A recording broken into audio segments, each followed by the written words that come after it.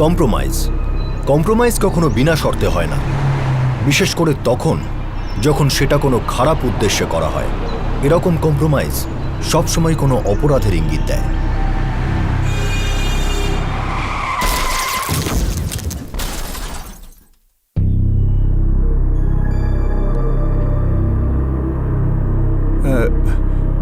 আমি গাড়িটা রাস্তার ধারেই দাঁড় করিয়েছিলাম।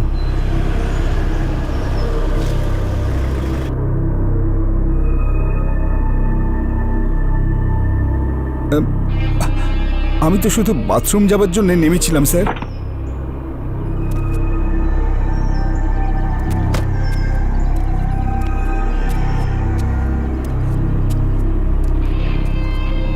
আর আমার বৌমা এমনিই বাইরে দাঁড়িয়ে এদিক ওদিক দেখছিল।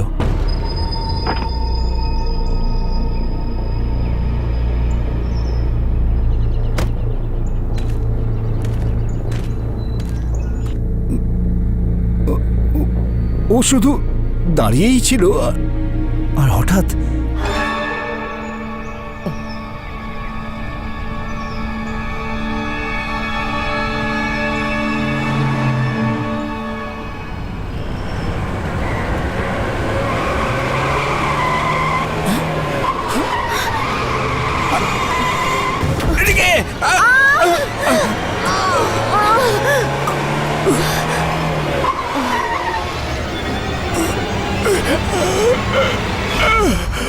যতক্ষণ আমি নিজেকে সামলালাম, উঠে দাঁড়ালাম, ততক্ষণে গাড়িটা পালিয়ে গেছে। বৌমা,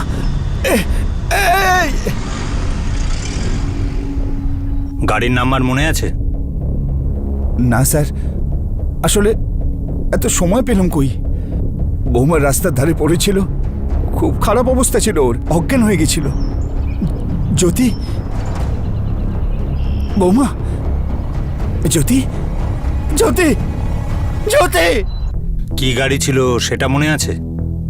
না স্যার, আমি গাড়ি দেখবো নাকি বৌমাকে, আমি কিছু বুঝতে পারছিলাম না স্যার। আমি শুধু এইটুকু বুঝতে পেরেছিলাম স্যার, যে কোনো প্রকারে বৌমাকে হসপিটালে নিয়ে যেতে হবে। তারপর নাসিকে ফিরে এলেন? হ্যাঁ হ্যাঁ স্যার।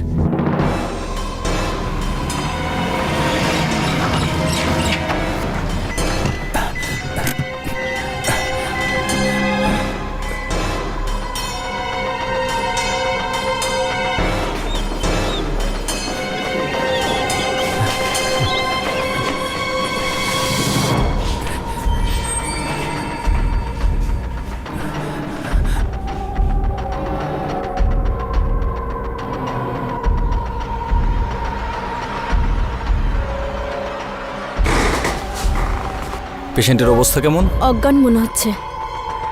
ডাক্তারবাবু, এর নাম জ্যোতি। কে?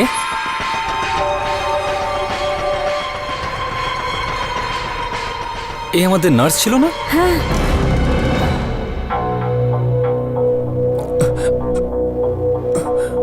কোনো ফ্র্যাকচার হয়নি। আমার বৌমা কেমন আছে ডাক্তারবাবু? ডক্টর কুলকার্নি ওনার ট্রিটমেন্ট করছেন।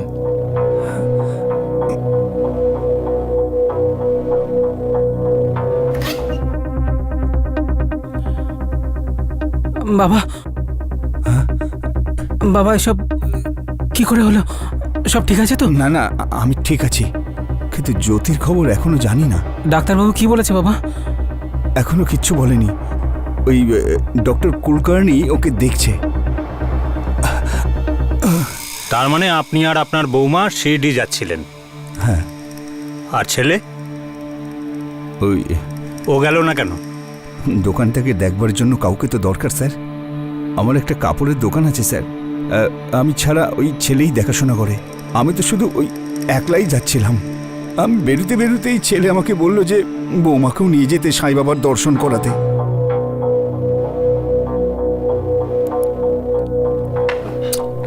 নে প্রদীপ, আমি উঠি, আমি সন্ধ্যের মধ্যে ফিরে আসবো। ঠিক আছে বাবা, তুমি এসব ব্যাপারে ভেবো না, দোকান আমি সামলে নেব। চায়।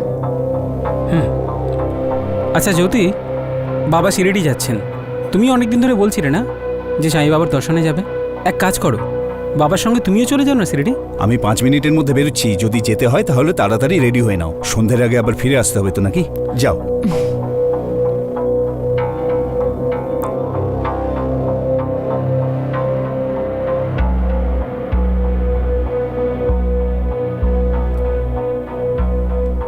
এই শোনো, তুমিও কি যাবে আমাদের সাথে? না, আমি এখানেই ঠিক আছি। এখান থেকেই প্রার্থনা করে নেব। আপনার স্ত্রীও সঙ্গে যায়নি, আর ছেলেও। তাকে দোকান সামলাতে হতো।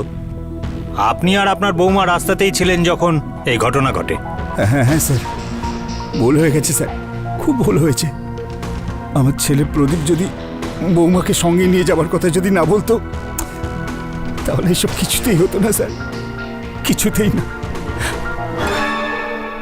চন্দ্রা, তুমি জ্যোতির ফ্যামিলিকে চেনো? হ্যাঁ, আমি একবার ওর দাদার সাথে দেখা করেছি। জ্যোতির অবস্থা খুবই খারাপ। ওর এখানে চিকিৎসা করা যাবে না, আমাদের কাছে অত ফেসিলিটিস নেই। ভালো হয় যদি আপনারা ওকে পাশের সরকারি হাসপাতালে অ্যাডমিট করে দেন। ওদের কাছে বেটার ফেসিলিটিস রয়েছে। কিন্তু ডাক্তারবাবু, ওকে এই অবস্থায় কি করে নিয়ে আমি যাবে? অ্যাম্বুলেন্সের ব্যবস্থা করছি। এখন আমাদের হাতে কথা বলার সময় নেই।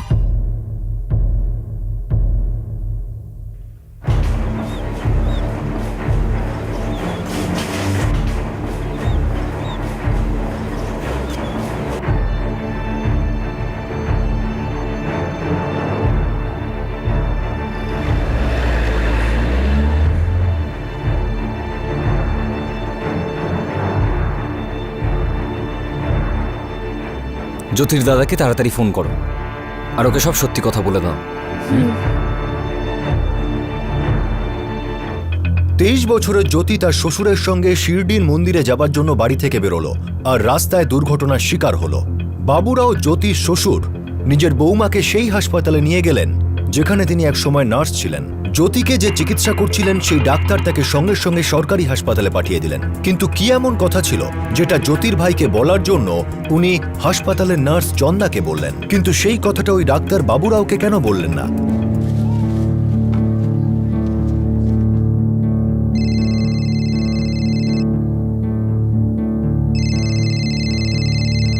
এই অজিত, তোর ফোন এসছে। হ্যাঁ স্যার, 1 মিনিট। হ্যাঁ, হ্যালো, কে বলছেন? অজিতদা, আমি চন্দ্রা বলছি। মনে আছে জ্যোতির সাথে একসাথে হসপিটালে কাজ করতাম? হ্যাঁ হ্যাঁ, মনে পড়েছে। বলো, কেন ফোন করেছো? জ্যোতিকেও শ্বশুরবাড়ির লোকজন আজকে হসপিটালে নিয়ে এসছে। কেন, জ্যোতির কি হয়েছে? ওর অ্যাক্সিডেন্ট হয়েছে। কি? তুমি যত তাড়াতাড়ি পারো পাশের হসপিটালটায় চলে এসো। জ্যোতি মারা গেছে।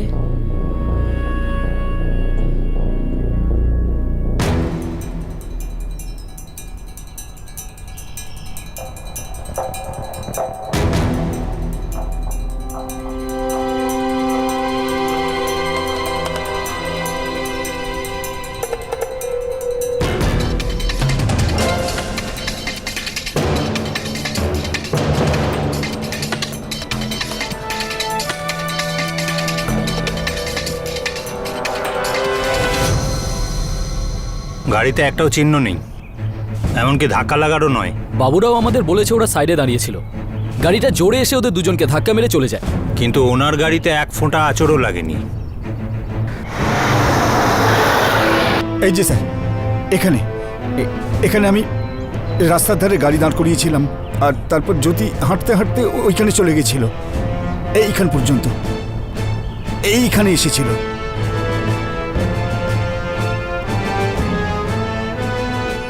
আর গাড়ি ওই দিক থেকে আসে। গাড়িটা প্রথমে আপনাকে আর তারপর জ্যোতিকে ধাক্কা মারে। হ্যাঁ স্যার, আমার এই বুকে ধাক্কা মেরে তারপর জ্যোতিকে ধাক্কা মেরে ফেলে দিয়ে যায়।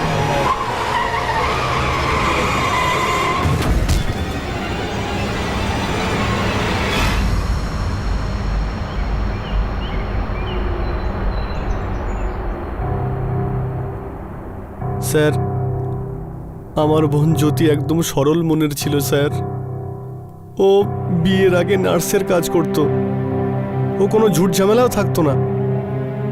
ওর সঙ্গে কার কি শত্রুতা থাকতে পারে স্যার? আমরা গরিব মানুষ স্যার, আমরা কার কি ক্ষতি করেছি? কিন্তু তোমার বোনের শ্বশুর, তার তো পয়সা আছে, কাপড়ের ব্যবসা। ওরা খুব বড় লোক স্যার। ওর দোকানেই তো কাজ করতো জ্যোতি বিয়ের আগে। আমাদের বাড়ির একদম কাছেই দোকানটা। ওখানেই প্রদীপের সাথে দেখা হয়। হ্যাঁ স্যার, ও ওই দোকানেই বসতো। একটা গাড়ি আসে, বাবুরাওকে ধাক্কা মারে। আর তোমার বোনকে আধমরা করে চলে যায়, মারার চেষ্টা করার মতো। স্যার আমি কি করে জানবো যে ওখানে কি হয়েছিল? আচ্ছা, এটা কি হতে পারে তোমার বোনের শ্বশুর বাবুরাও তোমার বোনকে মেরেছে? স্যার আপনি একই কথা বলছেন? খুব ভালোবাসতাম আমি ওকে সাহেব, ও আমাকে খুব ভালোবাসতো। আমাদের মধ্যে কখনো ঝগড়াঝাটি হতো না, কোনো মনোমালিন্যও ছিল না কখনো। তাহলে কি কারণে তোমার বাবা ওর প্রাণ নিল? এসব আপনি কি বলছেন সাহেব? আরে আমার বাবা আমার বউকে কেন মারবেন? সেটা তো আমরাও জানতে চাইছি, কেন মারলো? না সাহেব, আপনার কোথাও একটা ভুল হচ্ছে, এটা ঠিক নয়। এরকম কখনো হতে পারে নাকি? হওয়ার তো অনেক কিছুই আছে। এটা তো ঠিক যে এটা অ্যাক্সিডেন্ট কেস নয়, তোমার বাবা কিছু লুকোচ্ছে, গল্প বানাচ্ছে। দেখেই বুঝেছিলাম যে এটা অ্যাক্সিডেন্ট নয়, অন্য কোনো ব্যাপার আছে। আপনি জ্যোতির দাদাকে ফোন করলেন, কিন্তু পুলিশকে না। আমি এটা জানতাম যে কেসটা সরকারি হাসপাতালে পৌঁছানোর পরে ওরা তক্ষুনি পুলিশকে ডাকবে। আমি বুঝেছিলাম যে বাবুরাও মিথ্যে কথা বলছে। জ্যোতি তো এখানে আসার আগেই মারা গেছিল।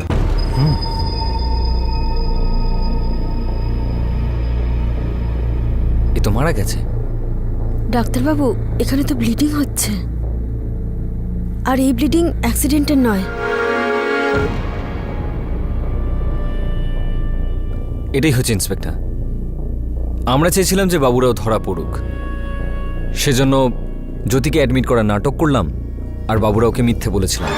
জ্যোতির অবস্থা খুবই খারাপ, ওর এখানে চিকিৎসা করা যাবে না, আমাদের কাছে অত ফেসিলিটিস নেই। ভালো হয় যদি আপনারা ওকে পাশের সরকারি হাসপাতালে অ্যাডমিট করে দেন। আমি জানতাম যে পোস্টমর্টেম হবে, সেই জন্যই ওইখানে পাঠাই।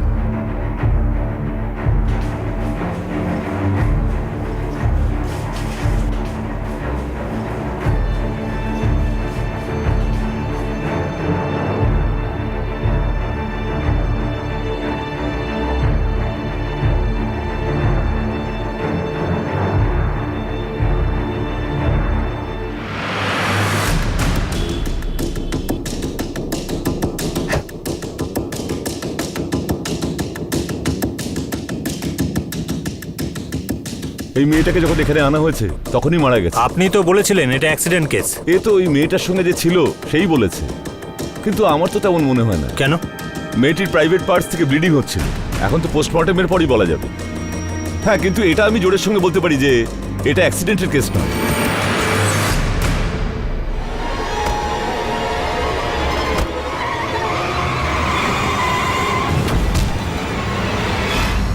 জ্যোতির মৃত্যু কি সত্যি দুর্ঘটনায় হয়েছিল? আর যদি না হয় তাহলে বাবুরাও আর তার পরিবার কি লুকাচ্ছিল আর কেন? জ্যোতির এমন হঠাৎ করে মৃত্যুর কি কারণ হতে পারে? সত্যি কি তাকে খুন করা হয়েছিল? আর যদি তাই হয় তাহলে তাকে কে খুন করলো? বাবুরাওয়ের মতে তার বৌমার মৃত্যু অ্যাক্সিডেন্টের কারণে হয়েছে, কিন্তু বাবুরাওয়ের গাড়িতে একটা আঁচড়ও লাগেনি, এমনকি তারও কিছু হয়নি। স্যার, হতে পারে এই অ্যাক্সিডেন্টটা প্রি প্ল্যান্ড, আর এটাও হতে পারে ওই গাড়ির ড্রাইভারটা হলো বাবুরাওর লোক। হতে পারে না, সে গাড়ির নাম্বার বলতে পারছে না, কি গাড়ি ছিল সেটা বলতে পারছে। এটা অ্যাক্সিডেন্ট নয়, দুটো ডাক্তারই বলছে। সাই বাবা শপথ নিয়ে বলছি স্যার, ওটা শুধুমাত্র একটা অ্যাক্সিডেন্টই ছিল। আমার উপর সন্দেহ কেন করছেন স্যার? আমার বৌমা আমার মেয়ের বয়সী স্যার, আমি ওকে কেন মারবো? আপনার বৌমার প্রাইভেট পার্ট থেকে ব্লিডিং হচ্ছিল, বুঝতে পারলেন আপনি? হ্যাঁ হ্যাঁ স্যার। অ্যাক্সিডেন্ট এরকম হতে পারে না, কি ঠিক বলছি তো? হ্যাঁ। সত্যি কথাটা বললে তোমারও সময়টা বাঁচবে আর আমারও বাঁচবে। ভগবানের শপথ করে বলছি স্যার, আমি সত্যি কথা বলছি। আমি কিছুই জানি না, সত্যি কিছু জানি না। কি জানেন না? আপনার স্বামী জ্যোতিকে মারলো সেটা জানেন না, নাকি কেন মারলো সেটা জানেন না? আপনি আপনার স্বামীর সাথে কেন গেলেন না? আমার ইচ্ছে করছিল না যেতে, শরীর খারাপ ছিল। স্যার প্রায় 2 বছর ধরে জ্যোতি ওই কাপড়ের দোকানেই কাজ করত।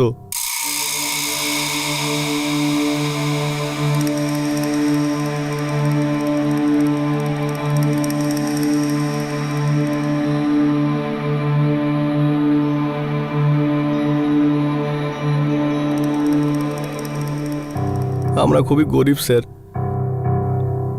আমার বোন নার্স হতে চেয়েছিল, কিন্তু আমাদের কাছে ওকে পড়ানোর টাকা ছিল না। আর সেই জন্যই ও ওই কাপড়ের দোকানে কাজ নেয়। দোকানটা বাড়ির কাছেই? হ্যাঁ স্যার, জ্যোতি রোজ ওই রাস্তা দিয়েই যেত, আর আমরা ওর শ্বশুরকে চিনতাম। ওনার দোকানে কাজ করার জন্য একটা মেয়ের দরকার ছিল, আর উনিই জ্যোতিকে জিজ্ঞেস করেছিলেন যে ও কাজ করবে কিনা। মারে, আমার কাছে যদি কিছু টাকা থাকতো না, তোকে বাইরে চাকরি করতে দিতাম না, বিয়ে দিয়ে দিতাম তোর। বাবা, টাকা নেই এই বলে কান্নাকাটি করে লাভ কি? টাকা রোজগার করতে হবে, তবেই না গিয়ে হাতে 2 টাকা আসবে, ভালো সময় আসবে। আর তাছাড়া চাকরির টাকা দিয়ে নার্সিং এর কোর্সটাও করে নেব না? হ্যাঁ, কিন্তু হ্যাঁ বাবা, ও ঠিকই বলছে। উচ্চ মাধ্যমিক পাশ করেছে, ও জানে ওকে কি করতে হবে। করতে দাও না চাকরি। আর ও কি সারা জীবন চাকরি করবে নাকি? মা তুমি তো বাবুরাওজিকে অনেক দিন ধরে চেনো, ওনার ওখানেই তো কাজ। আর তাছাড়া বাড়ির অনেকটা কাছেও। ও মা, জ্যোতি ওই কাপড়ের দোকানে কাজ করতো আর সঙ্গে পড়াশোনাটাও করতো। আর যখনই ওর নার্সিংয়ের কোর্সটা শেষ হলো, ও চাকরি ছেড়ে দেয় আর ও ডাক্তার কুলকার্নির হাসপাতালে চাকরি নেয়।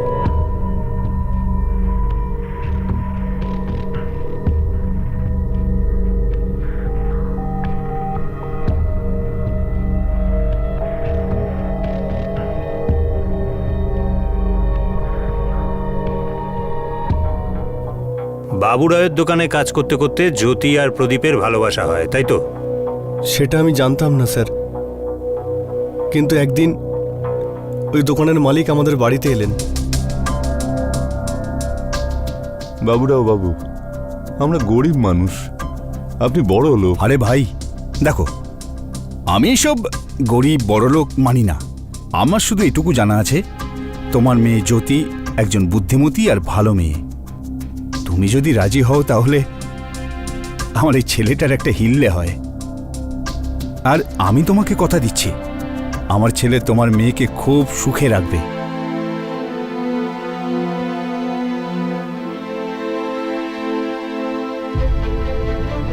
আরে তুই না বলছিস কেন? কিছু তো বল।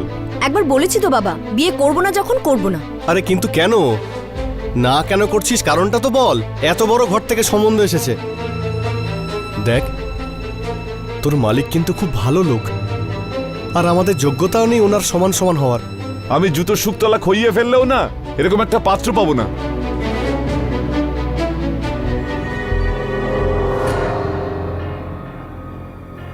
প্রথমে তোমার বোন প্রদীপকে বিয়ে করতে রাজি হয়নি, পরে রাজি হয়ে যায়। হ্যাঁ স্যার, আমরা তো এই টেনশনেই ছিলাম যে ওর মালিককে গিয়ে আমরা কি বলবো। কিন্তু পরের দিনই জ্যোতি এসে বলল যে ও বিয়ের জন্য রাজি আছে। কেন? তারপর কেন রাজি হলো? সেটা আমি জানি না স্যার। আমরা তো এটা নিয়েই খুশি ছিলাম যে ও বিয়ে করতে রাজি হয়েছে। আর তারপরে আমরা ওই ব্যাপারটা নিয়ে আর ভেবে দেখিনি। সেটা আমি কি করে বলবো সাহেব? জ্যোতি কেন আগে না বলেছিল আর পরে হ্যাঁই বা কেন বলেছিল? দেখুন, এসব তো ওদের বাড়ির ব্যাপার ছিল। ও তোমাকে ভালোবাসতো তো, না বললো কেন? সাহেব, ও কেন না বলেছিল আমি সত্যি জানি না। অদ্ভুত ব্যাপার। ও 2 বছর ধরে তোমাদের দোকানে কাজ করতো, তোমাকে ভালো করেই জানতো, কিন্তু তোমাকে বিয়ে করতে রাজি হয়নি। প্রথমে হ্যাঁ, তারপর না, তারপর রাজি হলো। প্রদীপ, সত্যি করে বলো, ব্যাপার কি? আমি দিব্যি করে বলছি সাহেব, আমি মিথ্যে বলছি না। দেখুন, এইসব ব্যাপার ওই জানে। আমি ওকে কখনো জিজ্ঞেস করিনি, আর ও কখনো আমাকে বলেও নি। হ্যাঁ স্যার, এটা তো আমি জানতামই যে জ্যোতি প্রদীপকে বিয়ে করার জন্য প্রথমে রাজি ছিল না, কিন্তু পরেও ও রাজি হয়ে যায়। কেন সেটা আমি জানি না। আচ্ছা, প্রদীপের কোনো দুর্বলতা ছিল? এসব তো কখনো শুনিনি, আর জ্যোতিও এসব ব্যাপারে আমায় কিছু বলেনি। চন্দ্রা, তুমি জ্যোতির বেস্ট ফ্রেন্ড ছিলে, একটু মনে করে দেখো তো, কিছু বলেছিল তোমায়? যতদিন হসপিটালে কাজ করতো ততদিনই আমাদের বন্ধুত্ব ছিল। চন্দ্রা, এমনটা কি হতে পারে যে এই অ্যাক্সিডেন্টটা প্রদীপ করিয়েছে জ্যোতিকে মারার জন্য? স্যার, এই ব্যাপারে আমি তো কিছু বলতে পারবো না। জ্যোতি আর প্রদীপের মধ্যে যদি কোনো সমস্যা থেকে থাকে তাহলে স্যার এই ব্যাপারে আমার কোনো আইডিয়াই নেই। জ্যোতির শাশুড়ি, বাবুরায়ের স্ত্রী, স্বামী স্ত্রীর মধ্যে বনিবনা ছিল না, এ কথা স্পষ্ট। আচ্ছা অজিত, এর কারণ জ্যোতি নয় তো? না, এটা তো আমি বলতে পারবো না স্যার, কিন্তু হ্যাঁ, ওর শ্বশুর আর শাশুড়ির মধ্যে সম্পর্ক ভালো ছিল না, জ্যোতির বিয়েতে আমি দেখেছিলাম ভালো ছিল না কেন বলছো? ওর শ্বশুর একটা বাচ্চা চেয়েছিল, যা সে পাইনি। বাচ্চা হয়নি? তাহলে প্রদীপকে? কি দারুণ দেখতে তুই, তাহলে ভিক্ষে করছিস কেন? হ্যাঁ, আমার কাছে খাবার পয়সা নেই, খুব খিদে পেয়েছে। এই দেখ বাবা, খিদে তোর রোজই লাগবে, তাহলে কি রোজ লোকের কাছে হাত পাতবি? কোনো একটা কাজকর্ম কর, নিজের পেটটাকে ভরা। বাবু, আমাকে কে কাজে রাখবে? সবাই সন্দেহ করে কেন? যে আমি নাকি চুরি করব, ঠকাবো। আমাকে কেউ বিশ্বাস করে না বাবু। আমিও খেটে 2 পয়সা কামাতে চাই, আর সেই পয়সা দিয়েই আমি খাবার কিনে খেতে চাই। বাবু, আমার কেউ নেই, কেউ নেই বাবু। আচ্ছা আচ্ছা আচ্ছা আচ্ছা। সবাই জানে যে ওনার মন খুব বড়। ওই বাচ্চাটাকে দেখে উনি মায়ায় পড়ে যান, তাই 11 বছর আগে উনি ওকে দত্তক নেন। আর সেটা হলো এই প্রদীপ।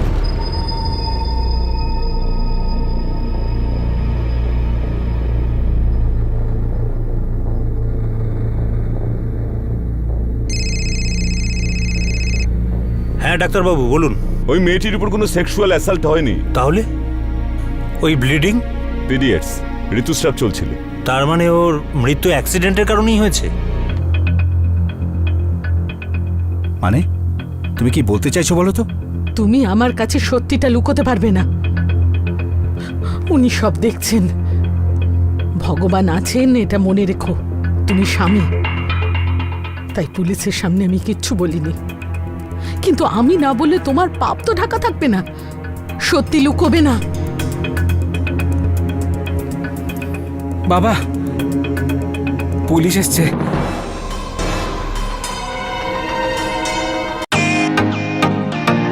ওয়েলকাম টু বিটেন ওয়ার্ল্ড।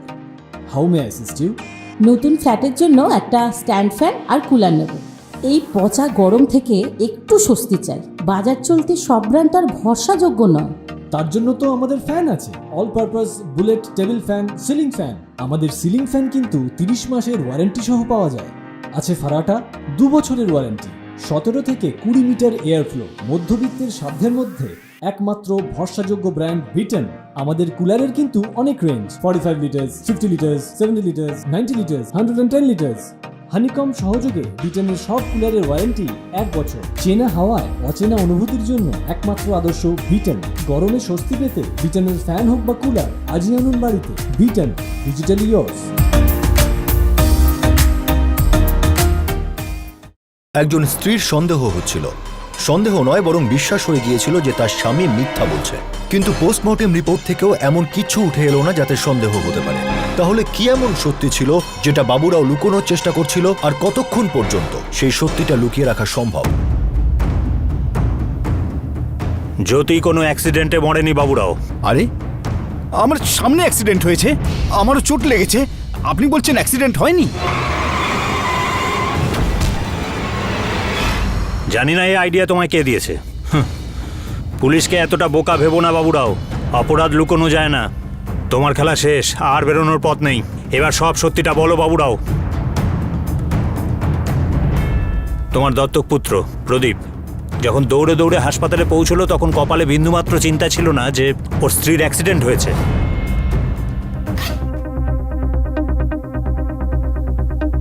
বাবা, বাবা এসব কি করে হলো? কারণ ও ভালো করে জানতো যে তুমি জ্যোতিকে খুন করেছো।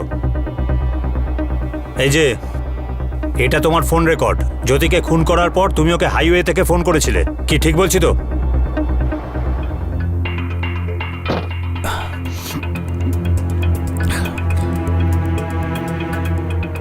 জ্যোতি কোনো অ্যাক্সিডেন্টে মরেনি বাবুরাও, ওকে তুমি খুন করেছো। ওই মেয়েটির উপর কোনো সেক্সুয়াল অ্যাসাল্ট হয়নি। তাহলে ওই ব্লিডিং?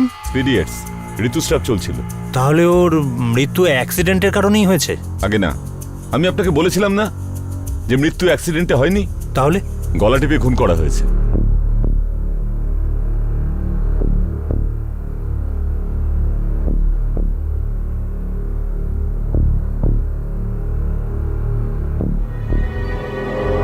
প্রথমে গলা টেপা হয়েছে, মারা যাওয়ার পর জখমের চিহ্ন বানানো হয়েছে, যাতে দেখে এটা অ্যাক্সিডেন্ট মনে হয়।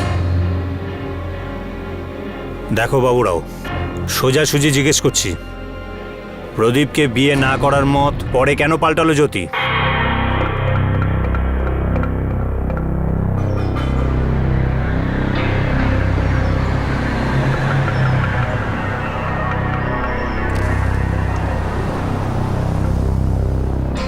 গাড়িতে বসো, তোমার সাথে কিছু কথা আছে।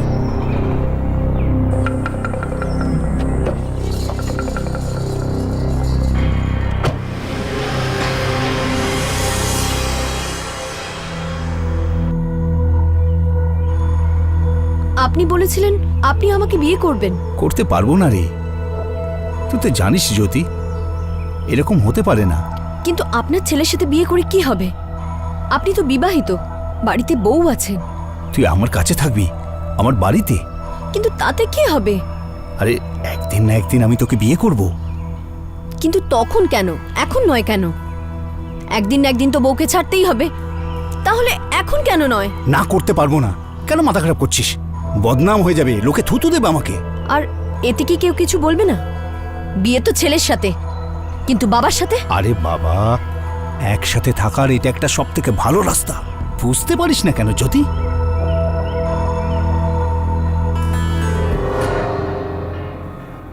আর তুই বাবা বললো আর রাজি হয়ে গেলি? কিরে? স্যার,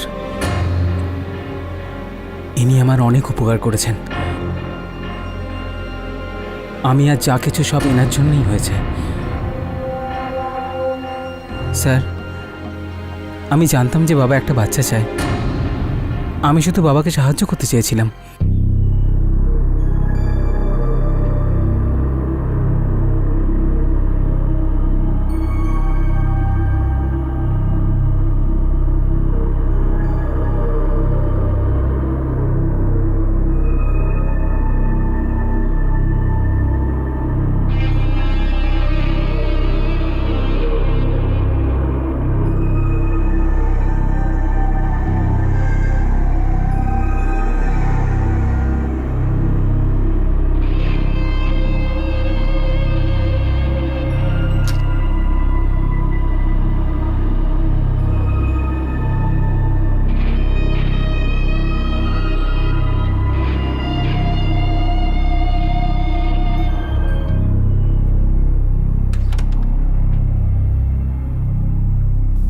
আমি সব জানতাম যে বাড়িতে কি হচ্ছিল।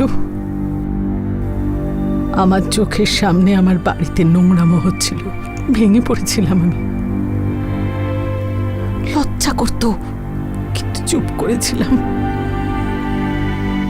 আমি এই সত্যিটা স্বীকার করে নিয়েছিলাম যে আর আমার কোনোদিন বাচ্চা হবে না। কিন্তু ওর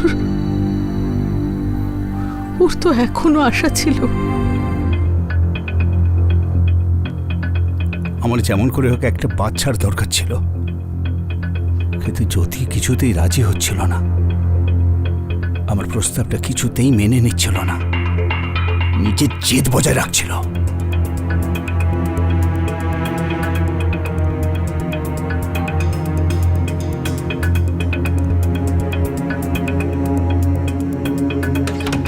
জ্যোতি, যতদিন বিয়ে না হয় এইভাবেই চলবে। তোর কি হয়েছে কি জ্যোতি? আমাদের তো কথা হয়েছিল এই ব্যাপারে। আপনার তো বাচ্চা চাই, তাই না? তাহলে ছেলের সাথে বিয়ে নাটকটা কেন? আমি জানি আপনার শুধু বাচ্চাই চাই, এই জন্য আমাকে ব্যবহার করছেন, আর কিছু না। দেখ জ্যোতি, তুই খুব ভালো করে জানিস আমি তোকে এখন বিয়ে করতে পারবো না। এখন কি? আপনি তো কখনোই করতে পারবেন না। আরে একবার আপনি বাচ্চা পেয়ে গেলে আপনার তো স্বার্থ পূরণ হয়ে যাবে, আর আমার সাথে দরকার শেষ। এইরকম কেন ভাবছিস তুই? কারণ এটা সত্যি। আমি যখন আপনার দোকানে কাজ করতাম, আপনি আমাকে কথা দিয়েছিলেন যে আপনি আমাকে বিয়ে করবেন, কিন্তু আপনি তো সেটা করেননি, আর ভুল বুঝিয়ে আপনার ছেলের সাথে আমার বিয়ে দিয়ে দিলেন। এখন এখন আপনি বলুন, কালকে আপনি অন্য কিছু যে করবেন না, সেটা আমি কি করে বিশ্বাস করব? কি করে বিশ্বাস করব আপনাকে? একটা কম্প্রোমাইজ যার পিছনে ছিল খারাপ একটা উদ্দেশ্য। বাবুরাওয়ের দত্তক নেওয়া ছেলে প্রদীপের সঙ্গে জ্যোতির বিয়ে আসলে সমাজের চোখে ধুলো দেবার জন্য হয়েছিল। তার আসল উদ্দেশ্য ছিল বাবুরাওকে একটা বংশধর দেওয়া। বাবুরাওয়ের কাছে কৃতজ্ঞ প্রদীপও এই ষড়যন্ত্রের সঙ্গী হতে রাজি হয়ে গেল। জ্যোতি এই কম্প্রোমাইজের জন্য তৈরি তো হয়ে গেল, কিন্তু ও খুব শীঘ্রই বুঝে গেল যে বাচ্চা হবার পর বাবুরাও ওকে কখনোই বিয়ে করতে চাইবে না। এটা একটা জঘন্য কম্প্রোমাইজ ছিল।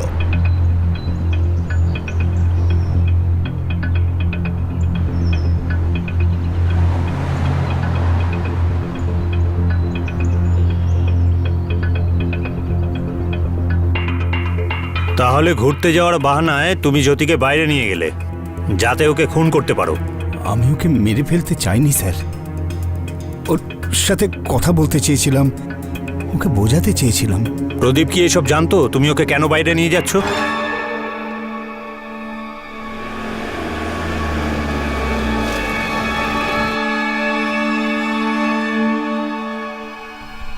কি হয়েছে জ্যোতি? ফেরত যেতে হবে, মন্দির যেতে পারবো না। আমার পিরিয়ড শুরু হয়ে গেছে। তা নাহলে আপনি একটা কাজ করুন, আপনি দর্শন করে নিন, আমি বাইরে দাঁড়াবো।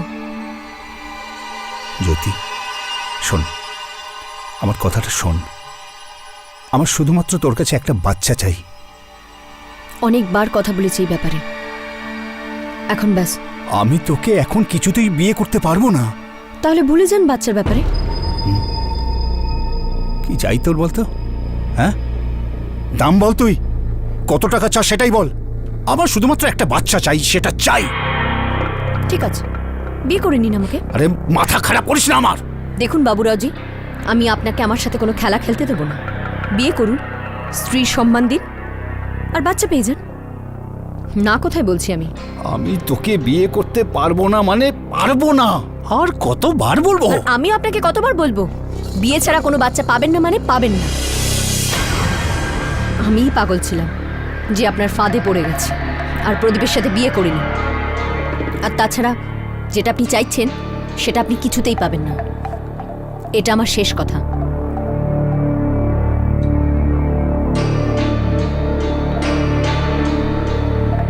আমার এই অশান্তি, রোজ ঝগড়া বন্ধ করা দরকার ছিল। ক্লান্ত হয়ে গেছিলাম আমি।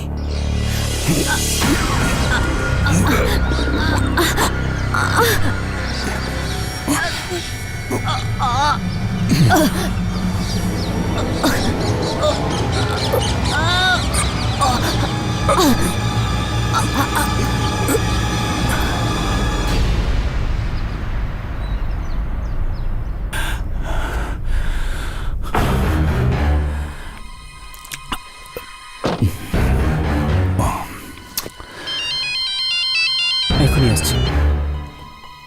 হ্যালো বাবা, বাবা তুমি কোথায় আছো? ওই তো সিঁড়ির দিকে একটা রাস্তার ধারে। দেখো, এমন কিছু করো যাতে এটা অ্যাক্সিডেন্ট লাগে। আর হ্যাঁ, জ্যোতিকে ওই হসপিটালেই ভর্তি করবে যেখানে ও আগে কাজ করতো, ঠিক আছে? ওখানে সব ঠিক হয়ে যাবে। ঠিক আছে, ওখানেই নিয়ে যাচ্ছি।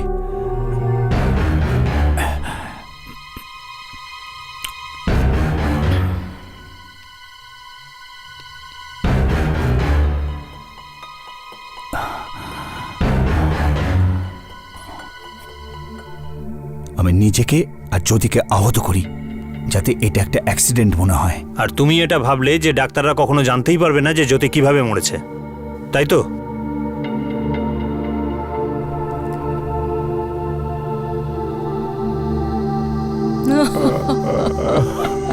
জ্যোতি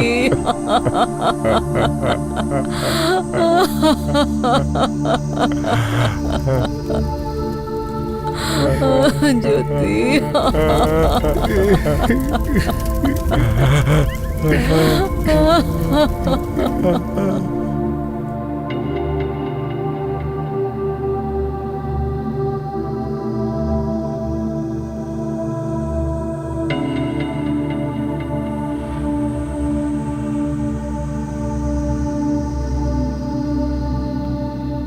বাবুরাওকে আইপিসির ধারা 376 অর্থাৎ ধর্ষণ আর আইপিসির ধারা 302 অর্থাৎ খুন, এই দুই ধারা অনুযায়ী গ্রেফতার করা হয়েছে।